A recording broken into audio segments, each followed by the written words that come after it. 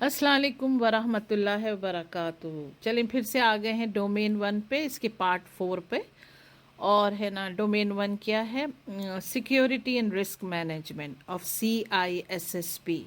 तो आप पार्ट 4 करते हैं और हमने अकाउंटेबिलिटी पर पार्ट 3 को फिनिश किया था। अब हम आते हैं number 19, protection mechanism. Another aspect of understanding and applying security control is the concept of protection mechanism or protection control. Some common example are protection mechanism जो है ना, अगर उसको समझना है तो फिर ये points है ना हमें देखने हैं। तो इसका पॉइंट नंबर 1 क्या है? Defence in depth, also known as layering, is the use of multiple controls in a series. ये जो है ना डिफेंस इन डेप्थ है ना, यानी ये बहुत हद तक इसका नाम ही इसको एक्सप्लेन कर रहा है कि ये लेयरिंग में होती है सिक्योरिटी ना। Attackers are clever human beings, and when they encounter trying to break into a network, they find the ways. That's why it is important not to have one layer of protection. Attackers जो होते हैं ना, ये hackers जो होते हैं, ये बहुत ज़्यादा एक्सपर्ट भी होते हैं और बहुत क्लेवर होते हैं। तो इनका ये है कि है ना, ये बहुत सारे तरीके जानते हैं नेटवर्क को ब्रेक करने के ना। तो अगर एक ही सिक्योरिटी प्रोटेक्शन या सिक्योरिटी मैकेनिज़्म है तो फिर चांसेस होते हैं कि ये बहुत जल्दी हैक कर लेते हैं चीज़ों को ना। तो इसमें यह है कि it's important not to have one layer of protection. When security solutions are design in more than one layer, a single fail control should not result in exposure of system or data ना। अगर एक ही layer है security control की तो फिर बहुत chances होते हैं उनके टेक ओवर करने में और फिर वो बहुत जल्दी उसको हैक कर लेते हैं। Using layers in series not rather than parallel is important। अब इसको समझते हैं कि भाई सीरीज में क्या और पैरेलल में क्या ना। serial configuration are very narrow but very deep। जो इसकी सीरीज कन्फिग्रेशन होती है ना, ये बहुत पतली होती है लेकिन बहुत डीप होती है, उसको तोड़ना इतना आसान नहीं होता। Whereas the parallel configuration are very wide but shallow. वो वाइड बहुत होते हैं लेकिन शैलो होते हैं, वो इतना डीप नहीं होते हैं, तो बहुत हद तक है ना कामयाबी हो जाती है उसे तोड़ना ना। Someone should be monitoring the logs. किसी एक की ज़िम्मेदारी ज़रूर होनी चाहिए, जो कि हम सारी ज़िम्मेदारियां पढ़ चुके हैं और आगे भी पढ़ेंगे कि किसकी क्या ज़िम्मेदारी होती है। इसका एग्ज़ाम्पल ये है कि if attacker get through anything after that the analyst detects in timely manner ना। अगर अटैकर आता है तो क्या होता है कि जो मॉनिटर कर रहा होता है ना लॉग्स को, जो एनालिस्ट मॉनिटर कर रहा होता है वो फ़ौरन डिटेक्ट कर लेता है, उसी वक्त डिटेक्ट कर लेता है, टाइम यानी कि वक्त पर वो चीज़ का पता चल जाता है। To keep attacker do any more harm. हम पहले भी पढ़ चुके हैं कि सिक्योरिटी जो है ना, क्योंकि इंसान कभी भी कोई चीज़ मुकम्मल नहीं बना सकता ना कहीं थोड़ा बहुत नुकसान होता है। और साइबर सिक्योरिटी का ये है कि कोशिश पूरी होनी चाहिए कि कम से कम नुकसान होना। अच्छा, अब इसका दूसरा जो पॉइंट है ना, abstraction is use for efficiency. Abstraction is one of the fundamental principles behind the field known as object-oriented programming। ठीक है ना। एब्स्ट्रैक्शन क्या है कि वो मतलब हर ऑब्जेक्ट के साथ है, उसी से ओरिएंटेड प्रोग्राम बनता है कि इस ऑब्जेक्ट का प्रोग्राम ये है और उस ऑब्जेक्ट का वो है, यानी ऑब्जेक्ट ओरिएंटेड होते हैं है ये एब्स्ट्रैक्शन ना। The subject don't necessarily need to know the details that how the object works, they just know proper syntax, which is the arrangement of words to send input and receive output. इसमें ना जो user है या subject है वो ज़रूरी नहीं है उसको सारी डिटेल का मालूम होना ना, बस उसके पास कुछ सेंटेक्स उसको दिए जाते हैं जो कि अरेंजमेंट ऑफ वर्ड्स होते हैं, और उसी से वो इनपुट भी करता है और रिसीव आउटपुट भी करता है ना, और उसको कोई ज़रूरी नहीं है कि वो पूरी डिटेल के अंदर जाए ना। अच्छा, फिर आता है पॉइंट डेटा हाइडिंग। अच्छा, data hiding is exactly what it sounds like ना, यानी भाई डेटा को छुपा दो। It's an important characteristic in multi level secure system ना, बहुत इम्पॉर्टेंट कैरेक्टरिस्टिक है। The term security through obscurity may seem relevant here but it's different, यानी ये जो है सिक्योरिटी थ्रू ऑब्सक्योरिटी से रेलेवेंट नज़र आता है, लेकिन ये डिफरेंट है। अब हम ये भी समझेंगे कि सिक्योरिटी थ्रू ऑब्सक्योरिटी क्या है, but it's a different, okay, it's different.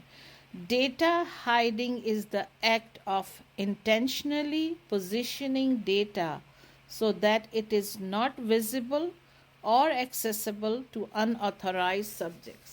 ठीक है ना, इस बात को अब मैंने नोट लिखा है ये कि what is security through obscurity।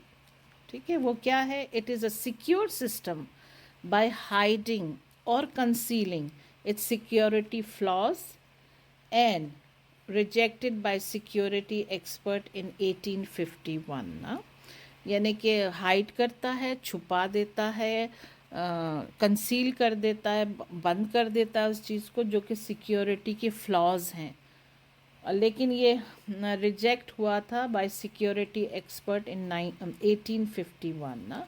अच्छा, अभी पॉइंट क्या है? Encryption is the science of hiding the meaning of electronic communication. Encryption वही है ना, कोड्स की ज़बान, is a science of hiding, यानी कोड की ज़बान बोल देंगे तो क्या समझ में आएगा ना, तो वो हाइड करता है असल मैसेज को ना। अच्छा, अब नंबर 20, सिक्योरिटी बाउंड्रीज ना।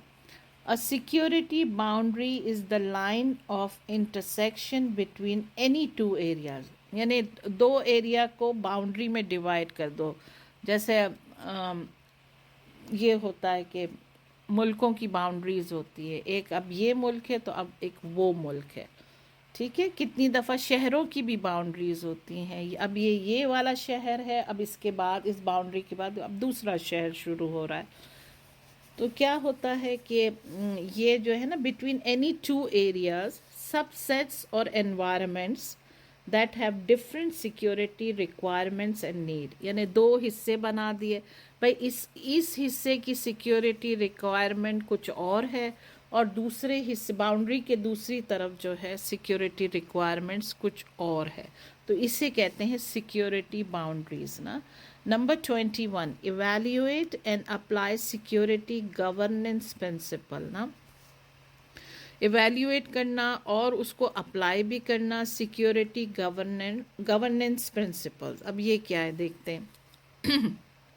It's the collection of practices related to supporting, evaluating, defining, and directing the security efforts of an organization। ये मुख्तलिफ practices हैं, मुख्तलिफ काम करने के हैं, जिसमें सपोर्ट भी है, जिसमें इवेल्यूएट करना है, यानी समझना है कि कोई चीज़ गलत तो नहीं जा रही है, डिफ़ाइन भी उसको करना है और डायरेक्ट भी उसको करना है, ठीक है ना। It's perform by board of directors, सीधी सी बात है, but in small organization it can be form by CEO, जो अगर स्मॉल कंपनी है तो उसका CEO करेगा, या फिर चीफ इंफॉर्मेशन सिक्योरिटी ऑफिसर करेगा, CISO। All forms of governance including security governance must be assessed and verified from time to time। governance के लफ्ज़ से ही हमें समझ जाना चाहिए कि किस तरह से हमें अरेंज करना है, किस तरह से उस जगह को हमें चलाना है। यानी गवर्नेंस तो वही होती है ना, एक हुकूमत मुल्क को चला रही होती है, تو یہاں پر بھی یہی ہے کہ یہ گورننس جو ہے آرگنائزیشن کو کس طرح سے چلانا ہے. تو اس کے لیے بہت زیادہ ضروری ہے کہ صرف سیکیورٹی بنا لینا کافی نہیں ہے، اس کو اسیس بھی کرنا ہے اور اس کو ویریفائی ٹائم ٹو ٹائم کرنا ہے، تبھی ایک چیز اسموتھ چل سکتی ہے. اگر ہم صرف بنا کر چھوڑ دیا جائے تو پھر کیسی گورننس نا. پھر اچھا نمبر 22 آتا ہے third party governance is a system of external entity oversight that may be mandated by laws. Oh, it's just the law, regulation, industry standards, contractual obligation اور licensing requirement. جو تھرڈ پارٹی گورننس ہوتی ہے نا، وہ یہ ہوتا ہے کہ کتنی کمپنی جو ہے وہ تھرڈ پارٹی کو یہ ذمہ داری دے دیتی ہے، generally involving an out side investigator اور آڈیٹر. بہت سی کمپنیاں کیا کرتی ہیں کہ اپنی کمپنی کی گورننس ہے نا ان کو دوسری کسی کمپنی کو دے دیتی ہے، یعنی کنسلٹنگ کمپنیز جو ہوتی ہیں نا وہ پھر انویسٹیگیٹ بھی کرتی ہیں اور آڈٹ بھی کرتی ہیں. کیونکہ کتنی دفعہ ایسے ہوتا ہے کہ بہت سی کمپنیز جو ہے نا بہت ساری چیزیں مطلب وہ کر دیتے ہیں، مطلب نہیں انہیں معلوم ہوتا ہے یا پھر وہ اس میں غفلت ہو جاتی ہے. تو کیا ہوتا ہے کہ پھر کنسلٹنگ کمپنیز ہائر کی جاتی ہیں. امریکہ میں یہ بھی ہوتا ہے کہ بہت سی ایسی کمپنیز ہیں جو نقصان کر رہی ہوتی ہیں یا جن کا سیکیورٹی سسٹم بالکل صحیح ورک نہیں کر رہا ہوتا ہے، تو وہ بھی کنسلٹنگ کمپنیز کو ہائر کرتے ہیں، کیونکہ ان کی اپنی کمپنی کے اندر جو ہے وہ لوگ ویسے طریقے سے کام نہیں کر رہے ہوتے ہیں جیسے انہیں کرنا چاہیے. تو پھر وہ کنسلٹنگ کمپنی سے ہیلپ لیتے ہیں اور پھر اچھی خاصی اس کی فیس دیتے ہیں کنسلٹنگ کمپنیز کو. کنسلٹنگ کمپنیز کا ایک فائدہ یہ بھی ہوتا ہے کہ وہ ہے نا تھرڈ پارٹی ہوتی ہے تو وہ نیوٹرل ہوتے ہیں، وہ کسی کی فیور میں نہیں ہوتے ہیں. تو یہ بھی ایک پوائنٹ ہے جس سے کیا ہوتا ہے کہ ہے نا ایمانداری قائم رہتی ہے. Those performing on-site audits need to follow auditing protocols such as، یعنی کہ جو یہ کام کر رہے ہوتے ہیں انہیں اس آڈیٹنگ پروٹوکول کو فالو کرنا ہوتا ہے جو کہ بنایا گیا ہے control objective for information and related technology, that is COBIT COBIT. ٹھیک ہے. اچھا اب ہم آ جاتے ہیں نمبر 23 پر. تو نمبر 23 جو ہے نا وہ کیا ہے، ڈاکیومنٹیشن ریویو نا. In the process of reading the exchange material and verifying them against standards and expectation نا. یہ پروسیس ہے ریڈنگ کا، یعنی ڈاکیومنٹیشن کو ریڈ کیا جائے، ریڈنگ دا ایکسچینج مٹیریل یعنی کیا ہے، and verifying them against standards and expectation, یعنی ڈاکیومنٹس ایکسچینج ہوئے ہیں تو کیا ان کو ویریفائی کرنا ہے کہ کیا یہ وہی اسٹینڈرڈ کے اوپر ہے اور جو کمپنی کی ایکسپیکٹیشن ہے اسی کے ہی حساب سے ہیں کہ نہیں نا.